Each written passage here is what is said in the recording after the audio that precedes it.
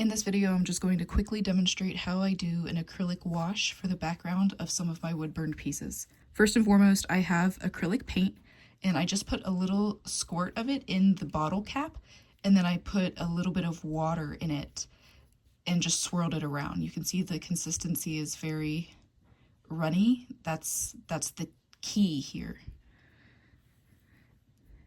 And then when I go to apply it, it is pretty straightforward. I am just brushing it on and letting it soak into the grain. I'm not applying it too thick because I don't want it to bleed and I don't want it to take a long time to dry. So I'm not really layering it on. I'm just kind of quickly brushing on a thin layer, spreading it around to get it into all the nooks and crannies. And that's about it.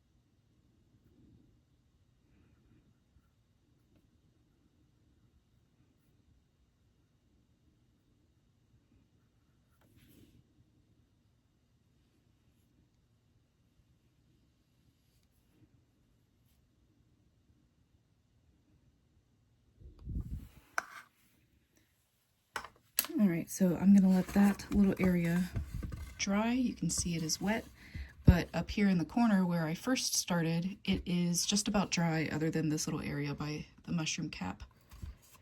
This is princess wood,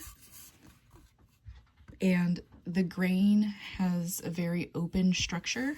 If I flip it to the back, you can see that there are gaps between some of the grains and things like that. That's called an open grain structure. And some people like it, some people don't, but I really like the effect that it has when it's painted or stained because the open grains really pop. And I like being able to see them. This is another area that I did.